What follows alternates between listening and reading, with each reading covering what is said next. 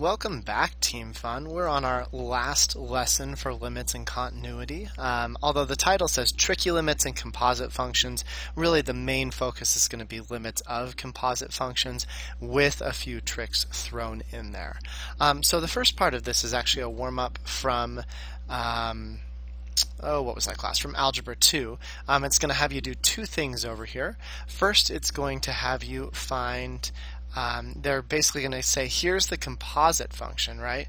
Now, which letter over here is going to match that composite function? And then the second part is going to be, cool, here is a composite function. Which two equations can you create so that if you compose g of x inside of f, you get the right answer? Now, again, this is Algebra 2, remembering that g of f of x means you're taking g of x and substituting this in for both of the x's, right? So this one is going to be 2, 3 minus 5x squared minus 3 times 3 minus 5x. So I think a is going to end up matching this one over here, so you'd go ahead and put a little a here, right? Nothing too bad. So go ahead and pause this video. Once you're done pausing it, I'm going to go ahead and just put all the answers up here. Shouldn't be too terrible. And then if you have any questions, you can let me know. But go ahead and pause it at this point, and once you're done, unpause and I'll put the answers up. Good luck. Okay, so hopefully you've unpaused. I have the answers on the screen here. You'll notice that although on the first one, these answers have to be right. On the second one, there's actually an infinite number of ways you could have set up these equations. Maybe that's best seen on E down here. I went bold and I picked my f of x to be x plus 2 and my g of x to be square root of x minus 6, because all of this is going to get substituted in for x, and then when you combine your positive 2 and negative 6, you get the negative 4. Of course, maybe the lazy way out of this problem, and you could do this on every one, is you could say that f of x is just the square root of x minus 4 and g of x is just x. Because if you plug x in for x, then nothing changes. You could have done that on every one, but hopefully you didn't. Hopefully you challenged yourself. So there's your nice review of what we call composite functions, one function composed or placed into another. So let's go ahead to our new stuff for today. The first doesn't have anything to do with our limits, but rather they're properties of continuity.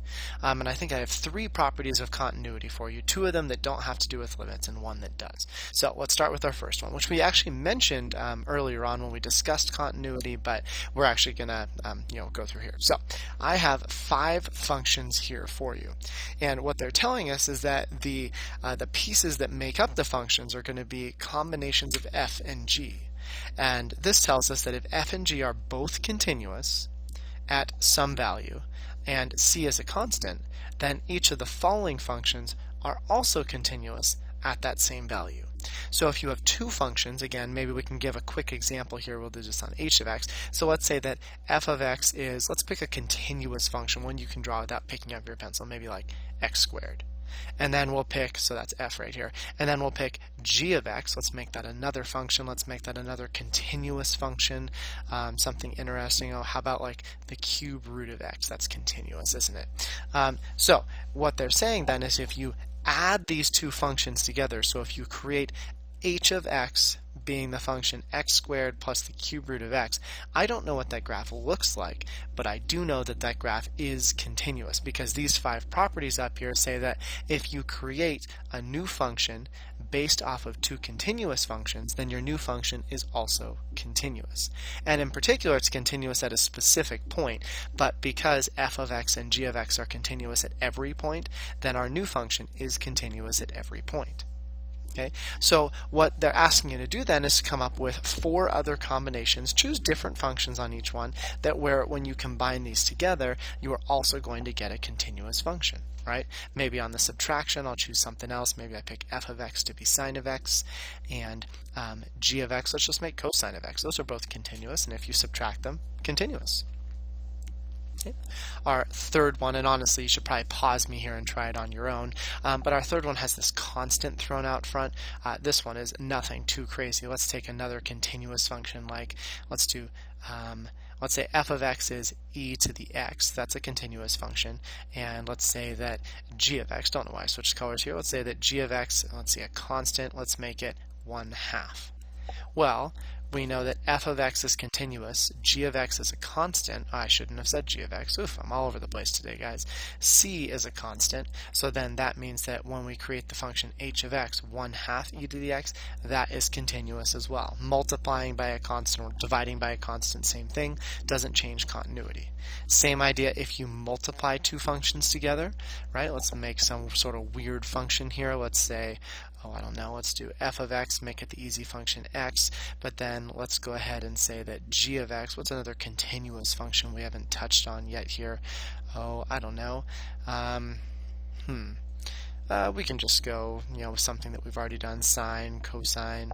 There's got to be something else that we haven't used. It doesn't really matter. Let's just go with, we'll go cosine again. So if we created the function h of x equals x times the cosine of x, that is certainly continuous. Okay. Last but not least, they say that if these two functions are continuous and you divide them, then at a, that is still continuous. So maybe I gave you the function f of x equals x plus 3, and we said that g of x here was, I don't know, let's do the 5th root of x. Remember, any odd root of x is going to be a continuous function, right? They go something like this, that sideways curve. So we have something like this then. Well, this would also be continuous, but we need to be a little bit careful. Maybe I shouldn't use the 5th root. That's not going to be good for the denominator. Let's use something that's never 0. So, let's use an exponential. Let's use 2 to the x. This one's going to be pretty good. So then if we said that h of x is x plus 3 divided by 2 to the x, well, this function is definitely continuous everywhere because both of the functions above are.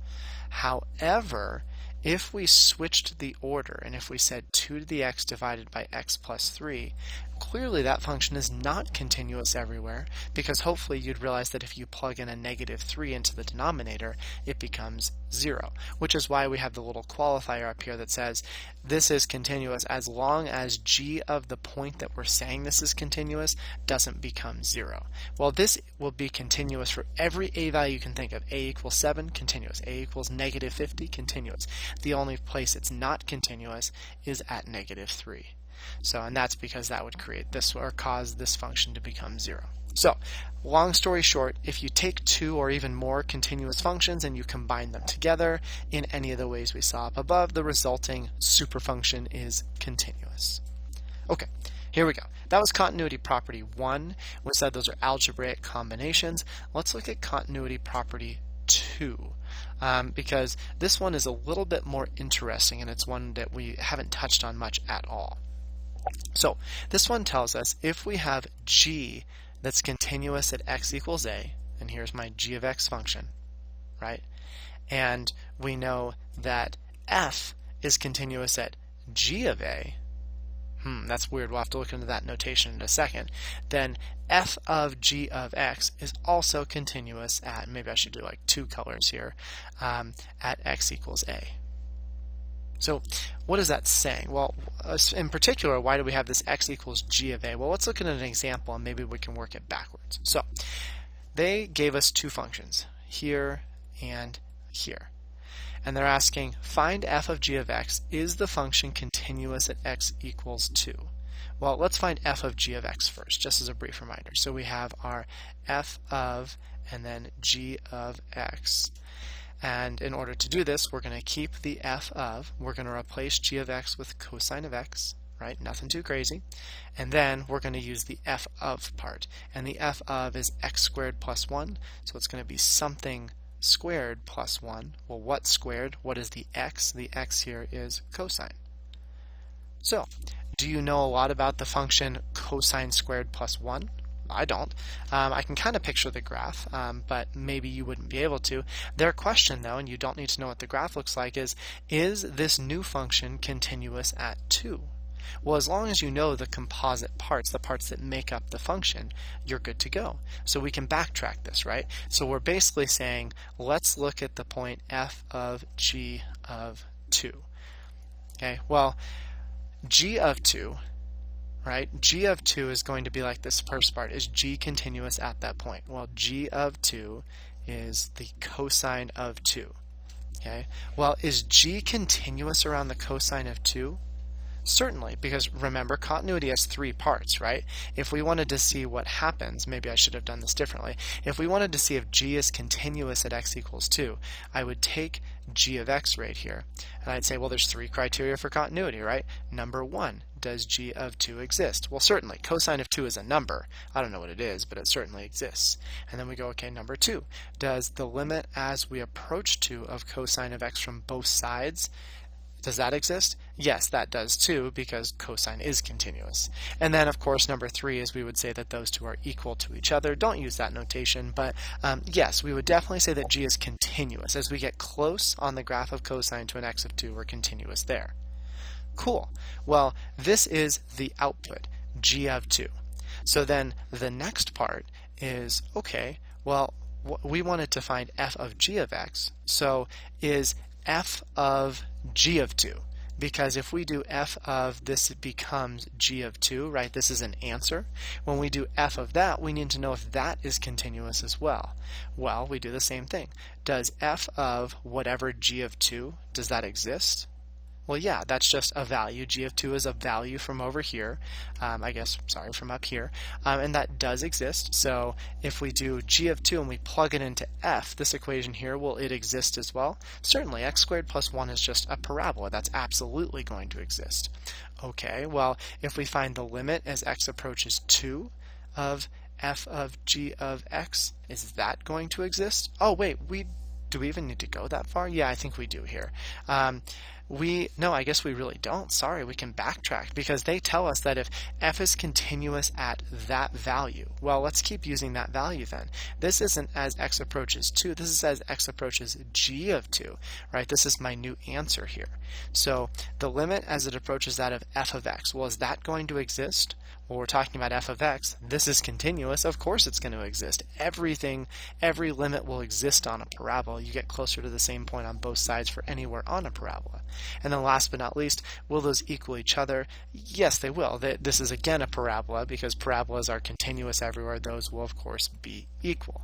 So then, once we've shown that g was continuous at the original value, f is continuous at the new value, then we can conclude about f of g of x. Right? And the cool part about this is we never actually had to write f of g of x for our proof down here. First we worked with g, then we worked with f, both separately, because they were both continuous. Then we conclude, yes, f of g of x is continuous at x equals 2. Okay, now you can do that the other way around too, and that's all b is going to ask you to do. It's going to say, is g of f of x continuous at pi? Well, then we just work backwards, right? So we do the exact same thing, and I'm not going to go through it. I'll just set it up quickly. We would start with the interior function, and we would just go, okay, does f of pi exist? Does the limit as x approaches pi exist? And are they equal to each other? And then we do the same thing. We'd say, okay, cool, we found that. Now we'd work with g. Does that exist? Cool. So long story short, though, you really don't need all of these steps because you're not going to be asked to prove this on the AP exam. What we need to realize is if you take one continuous function and compose it into another continuous function, the result will also be continuous. And that you're going to find is pretty awesome here. It's going to be really, really useful. But the big question of the day is what happens if one function isn't continuous? Then what happens? So again, long story short, very similar to the properties up here. As long as you have two continuous functions and you plug one into the other, your result will also be continuous. Okay, last continuity property, and this is the one that ties it into limits. And this one is an interesting one.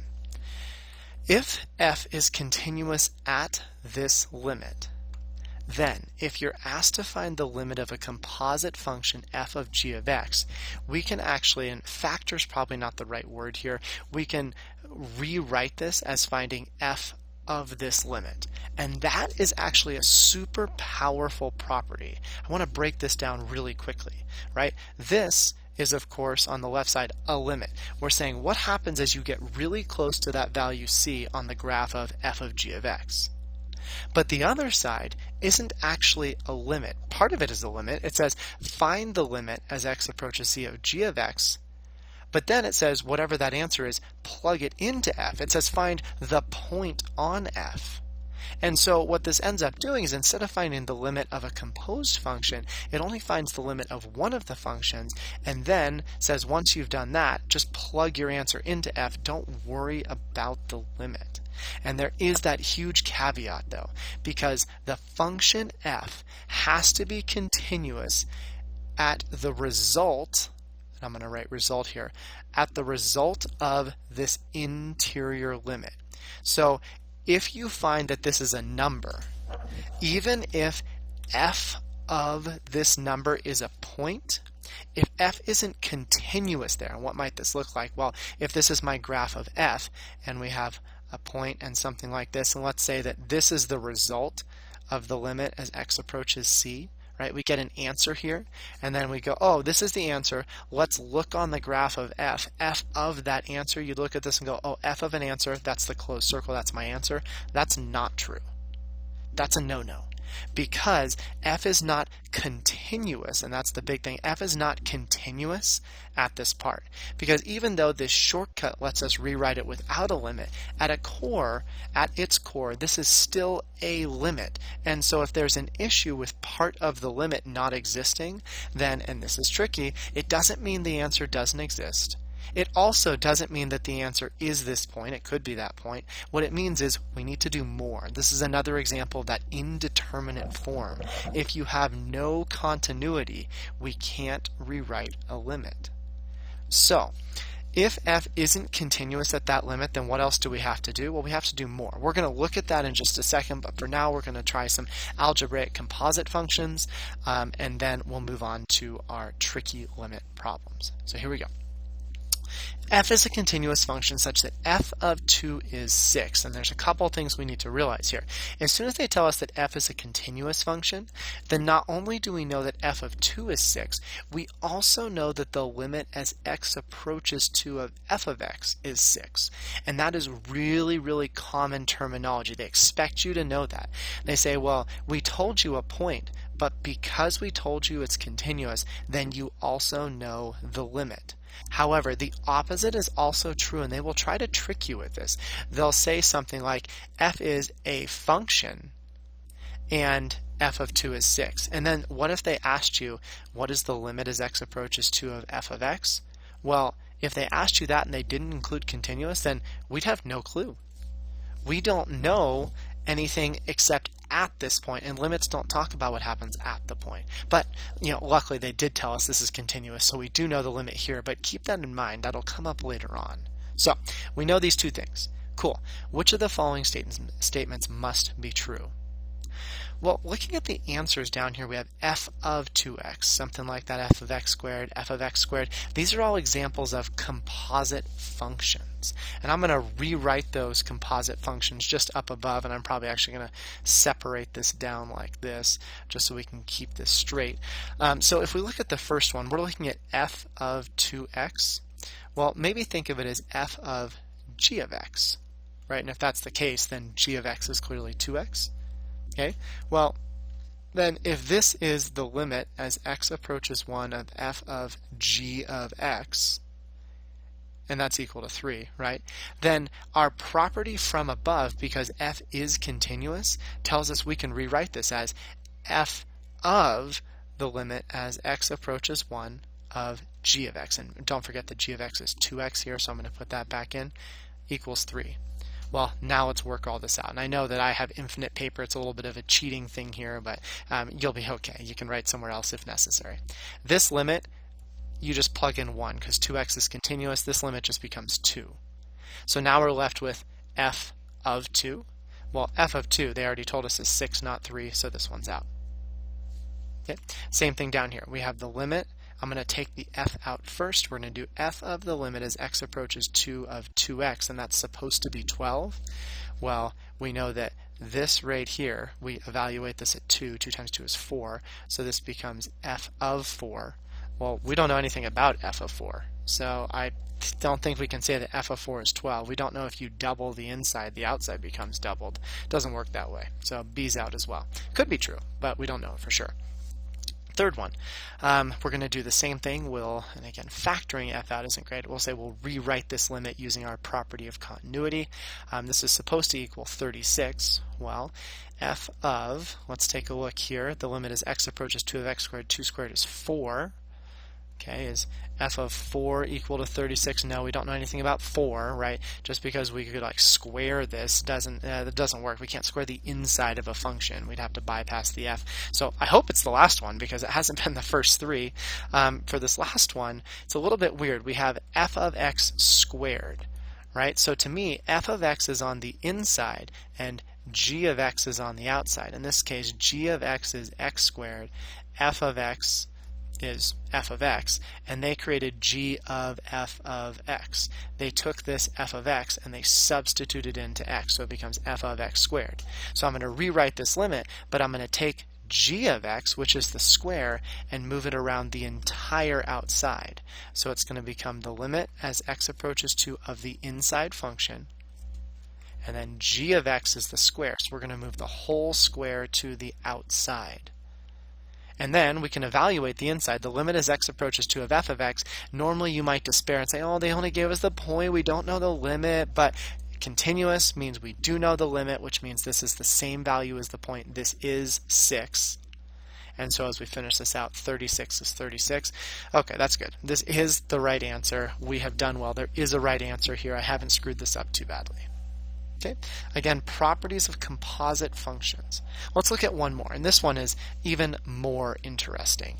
Maybe it doesn't even belong in composite functions, but they're talking about f and g. They're continuous functions, so I think this is probably the right spot for it. And remember a couple things too here.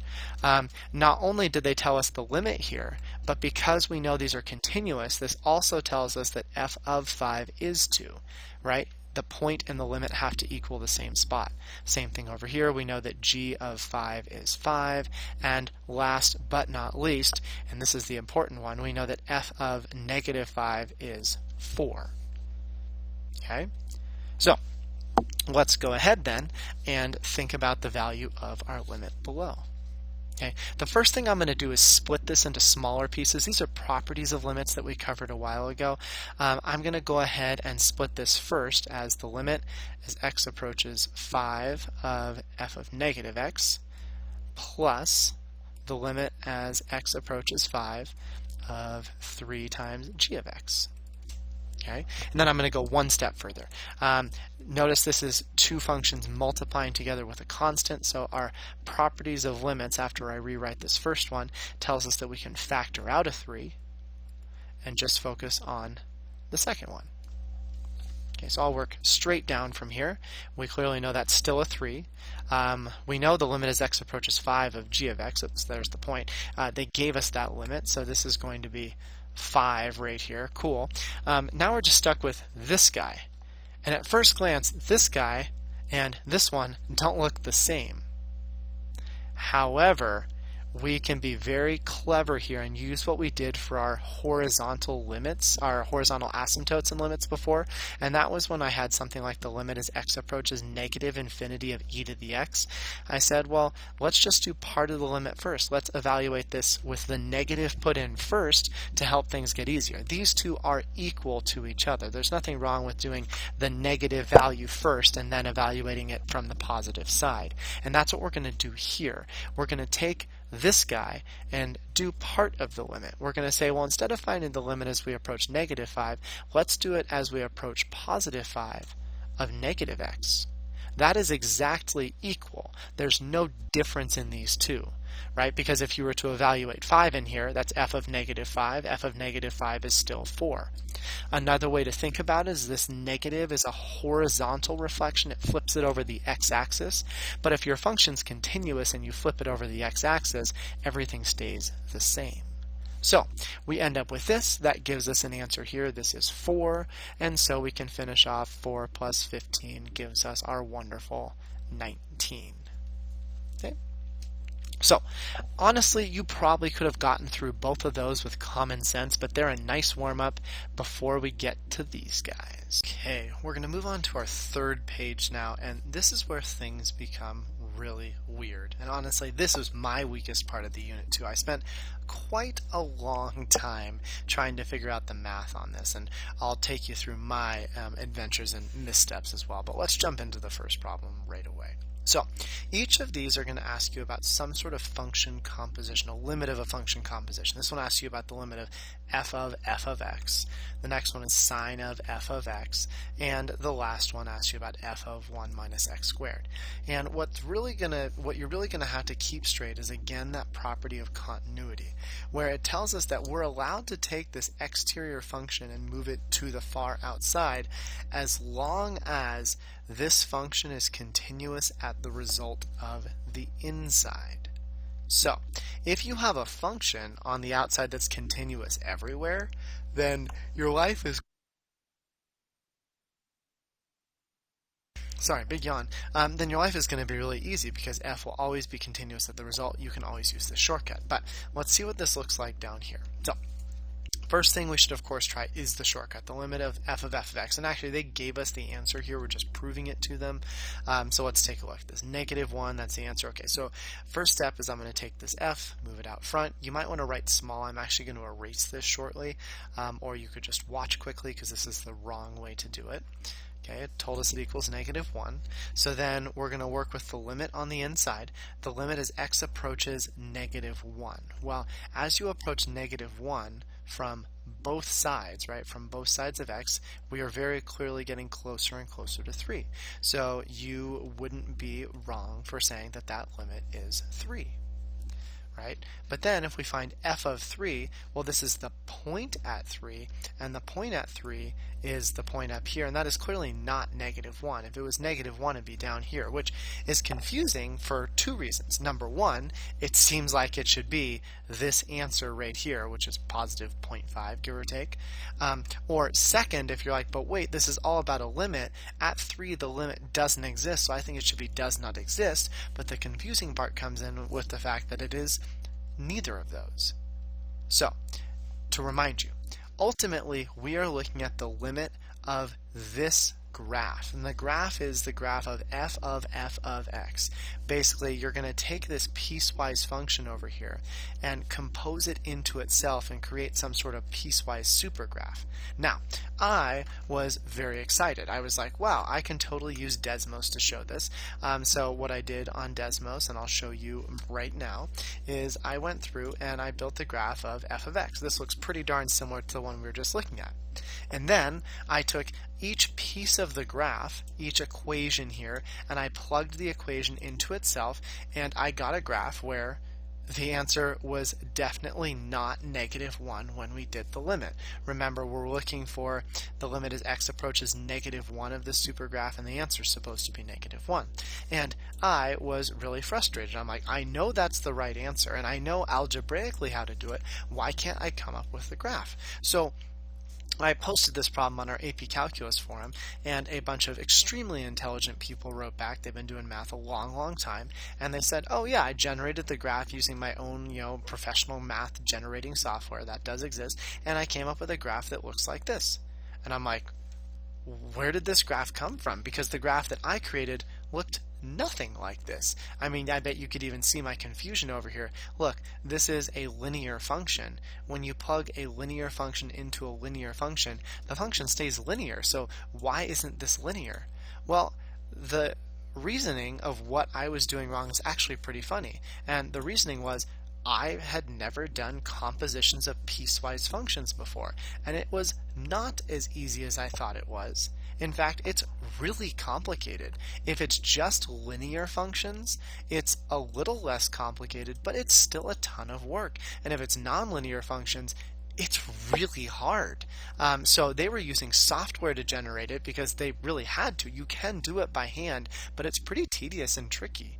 And so they helped me figure out how to generate this graph. This is what it should look like. But long story short, it's really hard to do by hand. And I was actually somewhat relieved because I spent maybe, I don't know, 4 to 6 hours or so learning this topic. And I was so confused. But by the end, I had proven to myself that I had never learned this topic before in my 10 years of teaching and 6 or 7 years of going to school. I'm a math major. I've got a master's in math. I had never composed piecewise functions into themselves.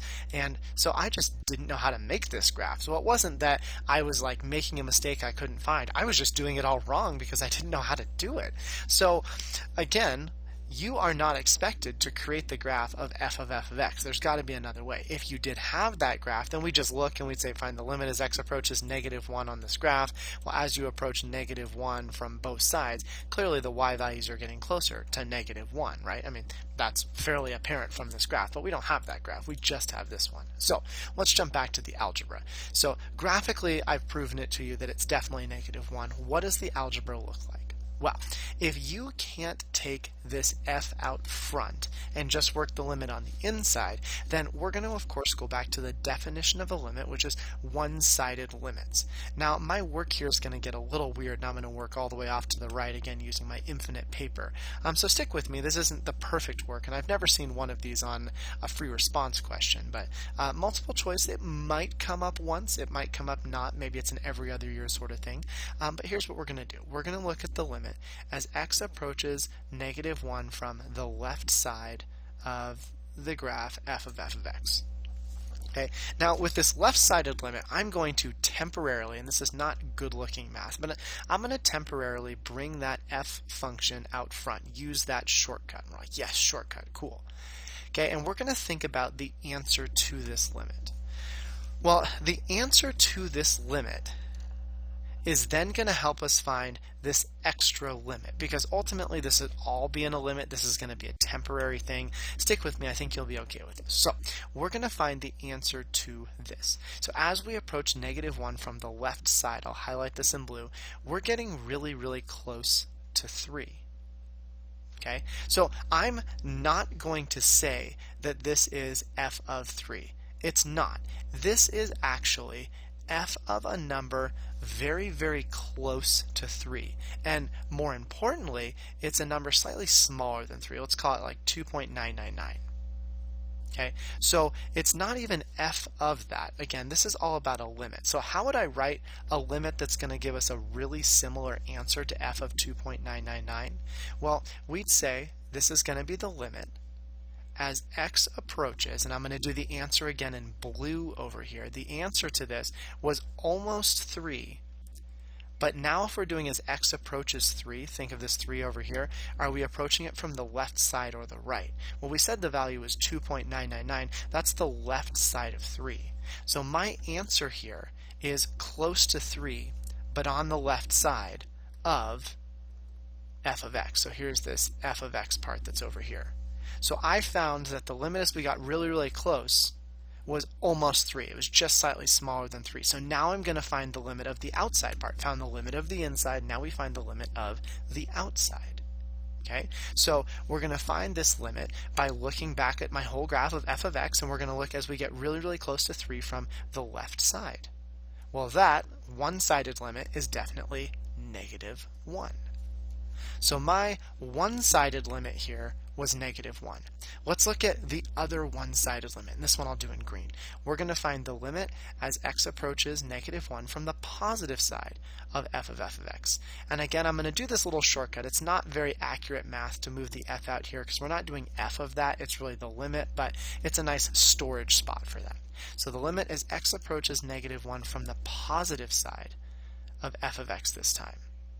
Okay, and we'll do the same thing before. As we approach from the positive side, I'll do this in purple, the positive side to -1, we are also getting really close to 3. So it's not quite f of 3. Really, it's a value really, really close to 3, but again, slightly smaller.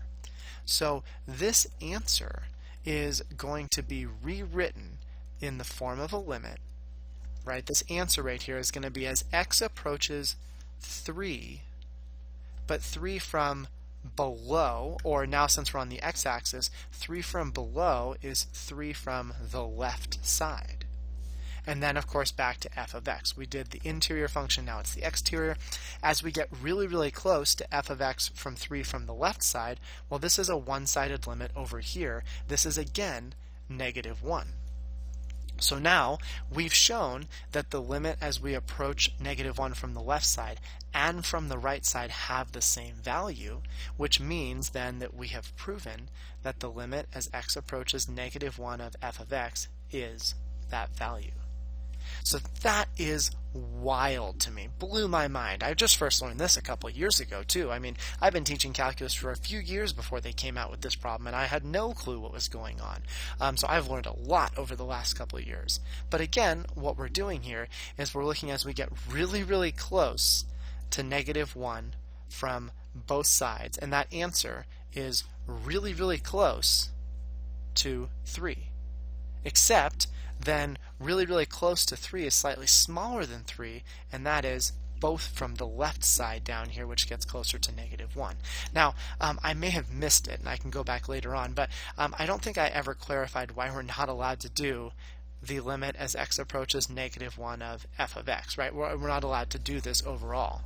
Well, we get f of something. Well, this limit, this interior limit I'll do in purple, is certainly 3.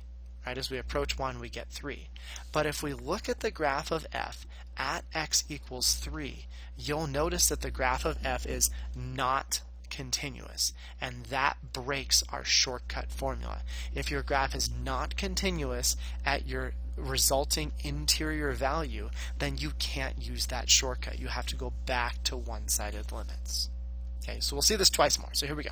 Our second one thinks maybe we'll have to do the same thing. So the first thing we're going to do is try the shortcut. We're going to do sine of the limit as x approaches 1 of f of x. And I'm actually very optimistic here because I know something about sine that I wasn't confident about for f here, and I'm not going to be confident about for f down here. And that is sine is continuous, which means that no matter what answer you get here, as long as this does not exist, whatever your answer here is, sine at that point is going to be continuous. So this shortcut for composition of functions is going to be golden. So let's just work it through. Okay, sine of, well, the limit as x approaches 1 of f of x, well, as x approaches 1, the limit is certainly 2. Okay, and then we would probably just need to take our calculator and do sine of 2 on it. Okay, and actually let's go ahead and check that back over here. I'm going to pull up my second graph quickly too. I think this looks like problem 2. Good. I'm not going to put anything in now. I'm just going to go ahead and type in that function sine of 2. There we go. Sine of 2 is 0.909. So just algebraically, this one went way quicker, pretty easy. We just got to use our composition. We got 0.909. Awesome, we rock. Now, what would that look like? In case you're curious, what is the graph of sine of f of x? If you were to take this function and plug it into sine, what does it look like? Well, I have that for you. Here's the graph of f of x. We've seen that. And here is the graph of sine of f of x. And notice that the original problem asked us to find the limit as we get close to 1 of sine of f of x, even though ultimately we got 2. Here is as we get close to 1. So I'm going to look on my super graph here and say as we get close to 1, here's a x value of almost 1. And here's an x value of almost 1, right? Nothing too terrible. And we say, well, what are the y values close to? 0.909 seems like a reasonable estimate. There's a hole here. This graph is no longer continuous. However, the continuity formula works because sine is continuous everywhere. So there is our second one. Let's take a look at the third. Okay, third problem, things are going to get a little dicey again. I'm going to erase this, so you might want to hold off on writing. First thing I'm going to do is take this outer function, and we're going to find the function value as the limit as x approaches 0 of 1 minus x squared. Okay, well, we plug in 0, 1 minus 0 is 0, so it seems like it should be f of 0. Nope.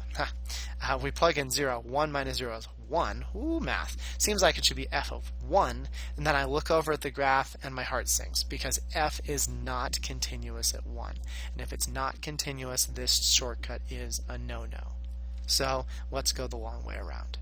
Okay, long way around, we're going to use our one-sided limits, and the first thing we're going to do is find the limit as x approaches 0 from the left side of this function. I don't know a lot about that function, so I'm going to ignore that f part for now, and we're going to keep working the one-sided limit of the interior. Okay, well, as we approach 0 from the left side here, right? Oh, wait, no, this is the limit of the function 1 minus x squared. We probably need that graph. Oh my gosh, I started to use this one. What does the graph of 1 minus x squared look like? Well, I would think of it as maybe negative x squared plus 1. Shows it shifted up 1, and then it's a parabola. It goes down like this, and that's actually all we need here. So, as we approach 0 from the left side of this graph, 0 from the left side, clearly we are approaching 1. But we're not quite getting to 1. We're just slightly smaller than 1. So you might be tempted to say that this would be 1, but it's not really 1. It's a little bit lower. We'll call it 0.999, just below 1. So what does that mean then for this function, right? It's kind of like we're trying to find the function at 1 or the function slightly below 1. Well, let's keep this in limits for now.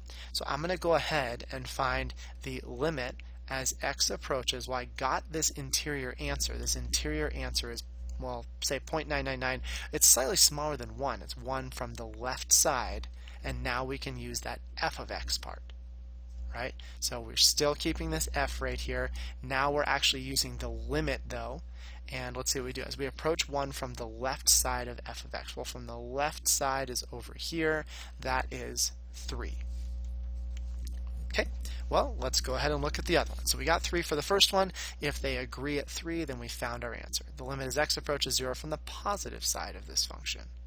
Okay, well, it becomes f of the limit as x approaches 0 from the positive side of just 1 minus x squared. Okay, well, going back to the graph, as we approach 0 from the positive side, we are also just slightly underneath 1. So this answer here is slightly smaller than 1. So again, we'll call it maybe 0.999. Okay, so what that means is we are finding the limit as x approaches the answer to the inside, and the answer is slightly smaller than 1. So we'll say it's again 1 from the left side, slightly smaller, right, of the rest of the function I haven't used yet, f of x. And then as we go through and find this, well, as we approach 1 from the left side of the graph of f, we've done this before, slightly smaller, it is also going to be 3, which tells us then that our limit, our overall limit as x approaches 0 from both sides of f of 1 minus x squared is 3. Isn't that wild? Right? It seems like it should be either 2 or does not exist, but using those one-sided limits, we can really convince ourselves that we're slightly below 3 on both sides, so we need to use this graph and go slightly below 3. And really, just to convince you, let's take a look. The original problem was the limit as x approaches 0 of this composed function. So let's see what my graph looks like over here. I think I have it right, but I could have messed it up, so we will see. Problem 3, let's open this up. Here's the graph of 1 minus x squared. Okay. Here's the graph of f of x. And here is the function composition. As we approach 0 from both sides, notice that we are getting closer and closer to 3.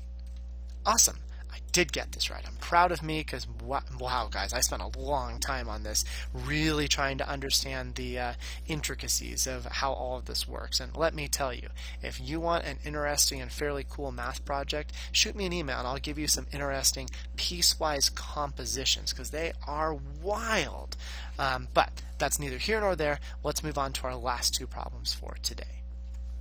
Okay, let f be a continuous function such that f of 2 is 5, f of 5 is 2. Nice, that's kind of cool symmetry there.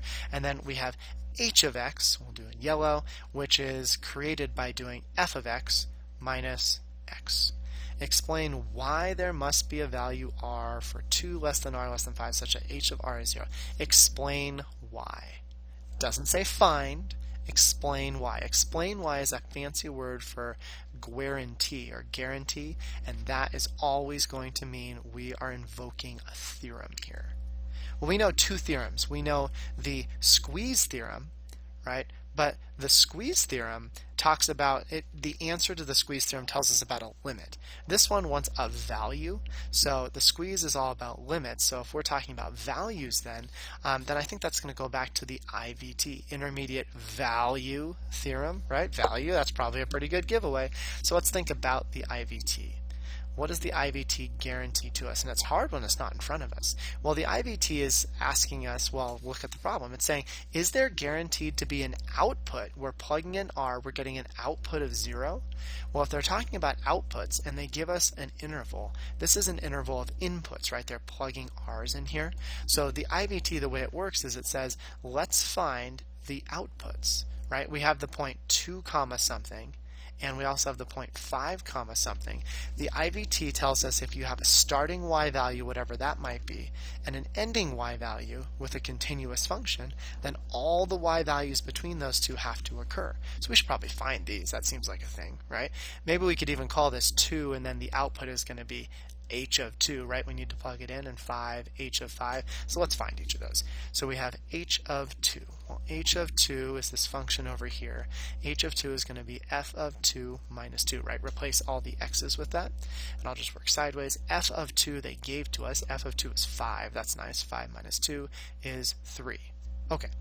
And let's also look at h of 5. H of 5 is going to be f of 5 minus 5. F of 5, they told us, is 2. 2 minus 5 is negative 3. Okay, so we maybe have a better idea of these points. I have the point 2 comma 3, and we have the point 5 comma negative 3. You don't need to draw a graph on this. Just think about the y values that are given here, right? We have a y value of 3. That's our starting y value. And then we're dropping down. Think about the y-axis, right? Well, that's a 1, so let's try this again. Think about the y-axis. We're starting somewhere up here. We'll say it's this point.